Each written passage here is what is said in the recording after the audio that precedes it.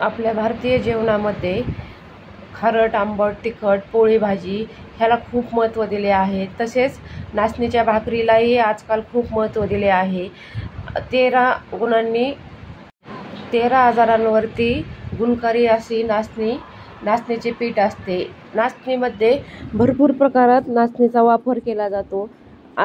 भाकरीमध्ये ज्यांचे वजन नियंत्रणात आणायचे आहे त्यांनी भाकरीमध्ये नाचणीचा वापर करून नाचणी आपल्या शरीरात कशी जाईल ते पाहिले पाहिजे.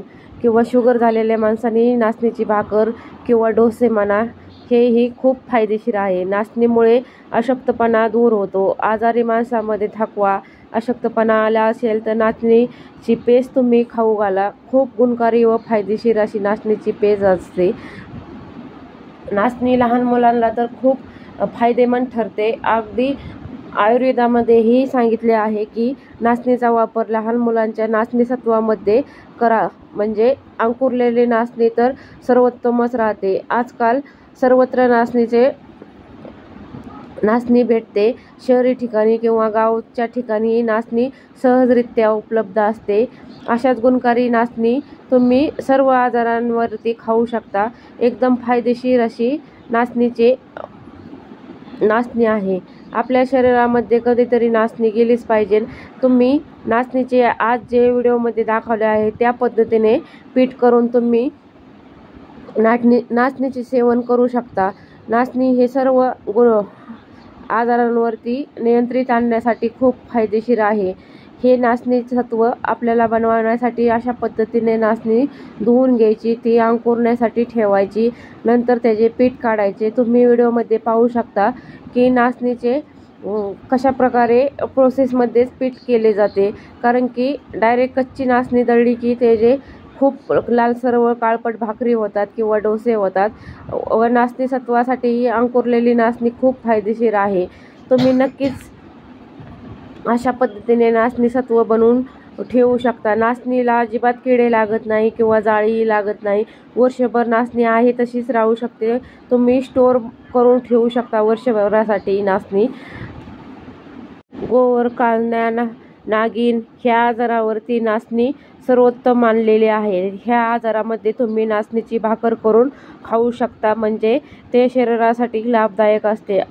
अशक्तपणा दूर करण्यासाठी नाचणीचा खूप चांगल्या प्रकारे वापर केला जातो. तुमचे वजन वाढले असेल किंवा चरबीही सुटली असेल तर नाचणीची भाकरी खाल्ल्याने तुमची अतिरिक्त चरबी कमी होण्यास मदत होते. आहारात तुमच्या एका टायमिंगला नाचणीच्या भाकरीचे सेवन करा. किंवा भाकरी नसेल खाऊ वाटत तर नाचणीचे डोसेही तुम्ही खाऊ शकता किंवा इडलीही तुम्ही करू शकता. नाचणी ही खूप गुणकारी व बहुगुणी नाचणीचे प्रकार आहे. त्यामध्ये नाचणी खूप महत्त्व मानले आहे.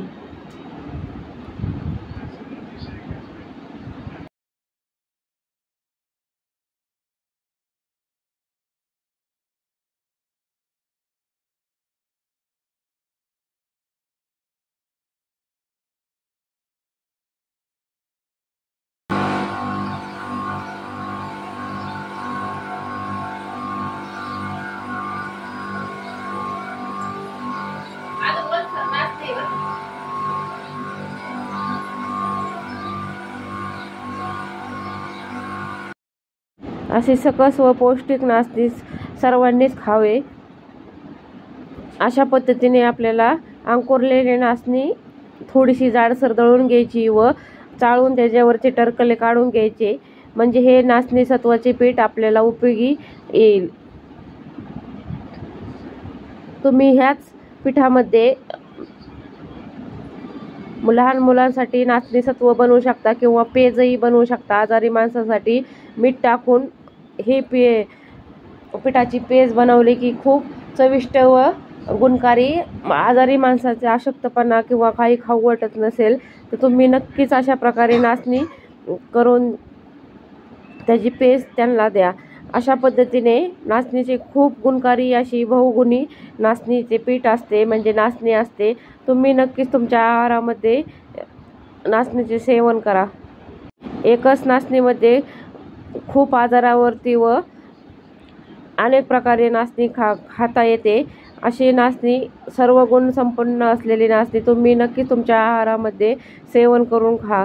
लहान मुलांसाठी तर खूप फायदेशीर आहे. 4-5 वर्षाचे मुले होऊस तर त्यांच्या आहारात आठवड्यातनं 2दा किंवा 3दा तरी तुम्ही नाचणी सत्व त्यांना खाऊ घाला किंवा डोसेही खाऊ घातले तरी चालतील. एकदम बहुगुणी शुगरही अशी बहुगुणी नाचणी तुम्ही खा. एका नाचणीपासून अनेक प्रकार बनतात. कसा वाटला व्हिडिओ मला नक्कीच कमेंट बॉक्समध्ये सांगा. चला तर भेटूया नेक्स्ट व्हिडिओमध्ये.